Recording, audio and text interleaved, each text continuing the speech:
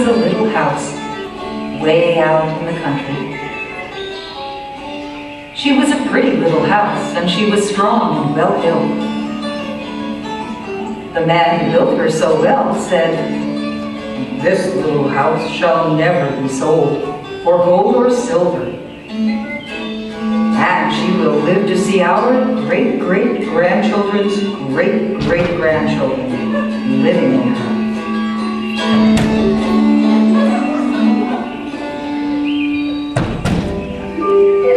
The little house was very happy as she sat on the hill and watched the countryside around her. She watched the sun rise in the morning, and she watched the sun set in the evening. Day followed day, each one a little different from the one before, but the little house stayed just the same.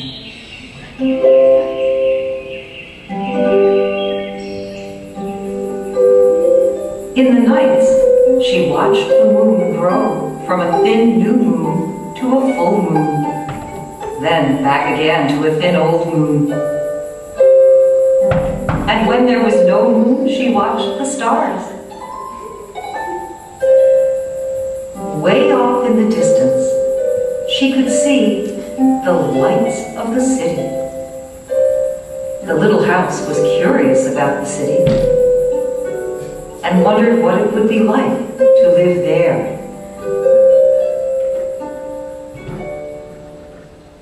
One day, the little house was surprised to see a horseless carriage coming down the winding country road. Pretty soon there were more of them on the road, and fewer carriages pulled by horses. Pretty soon along came some surveyors and surveyed a line in front of the little house. Pretty soon along came a steam shovel and dug a road through the hill covered with daisies. Then some trucks came and dumped big stones on the road. Then some trucks with little stones. Then some trucks with tar and sand. And finally, a steamroller came and rolled it all smooth, and the road was done. Now the little house watched the trucks and automobiles going back and forth to the city. Gasoline stations, roadside stands, and small houses followed the new road. Everyone and everything moved much faster now than before.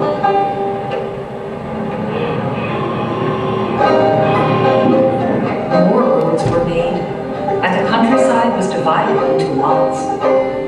More houses and bigger houses, apartment houses and tenement houses, schools, stores, and garages spread over the land and crowded around the little house.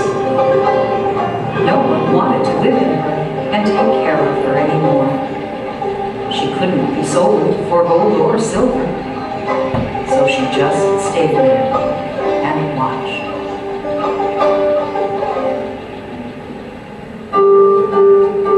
Now it was not so quiet and peaceful at night. Now the lights of the city were bright and very close, and the streetlights shone all night. This must be the city, thought the little house, and didn't know whether she liked it or not. She missed the field of daisies and the apple trees dancing in the moonlight.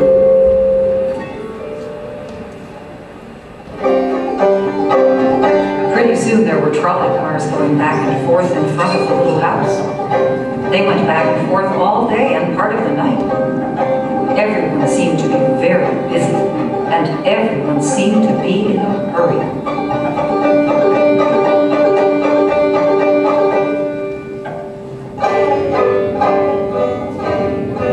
Pretty soon there was a subway going back and forth underneath the little house. She couldn't see it, but she could feel and hear it. People were moving faster and faster. No one noticed the little house anymore. They hurried by without a glance.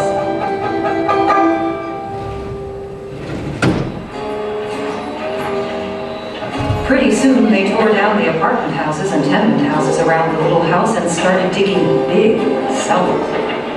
one on each side. The steam shovels dug down 3 stories on one side and 4 stories on the other side. Pretty soon they started building up.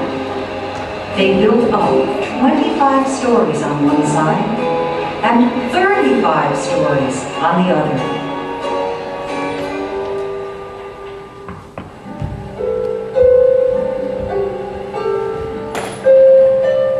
Now, the little house only saw the sun at noon and didn't see the moon or stars at night at all because the lights of the city were too bright. She didn't like living in the city. The little house was very sad and lonely. Her paint was cracked and dirty. Her windows were broken and her shutters hung crookedly.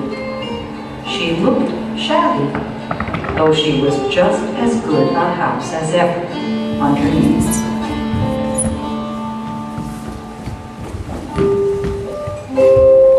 Then, one fine morning in spring, along came the great-great-granddaughter of the man who built the little house so well.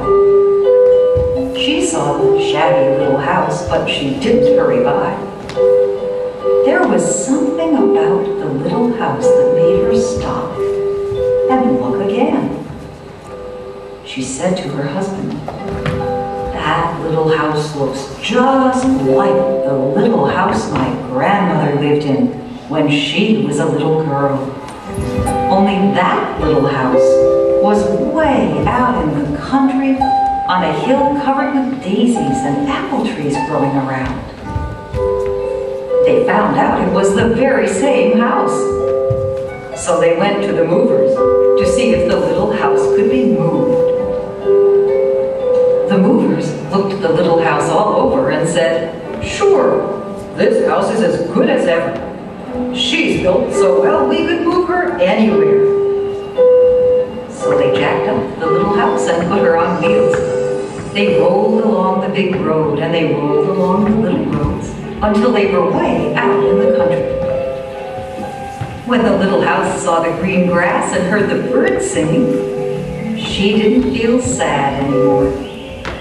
A cellar was dug on top of the hill, and slowly they moved the house from the road to the hill. The windows and shutters were fixed, and once again they painted her a lovely shade of pink. As the little house settled down on her new foundation, she smiled happily. The stars twinkled above her. A new moon was coming up. It was spring, and all was quiet and peaceful in the country.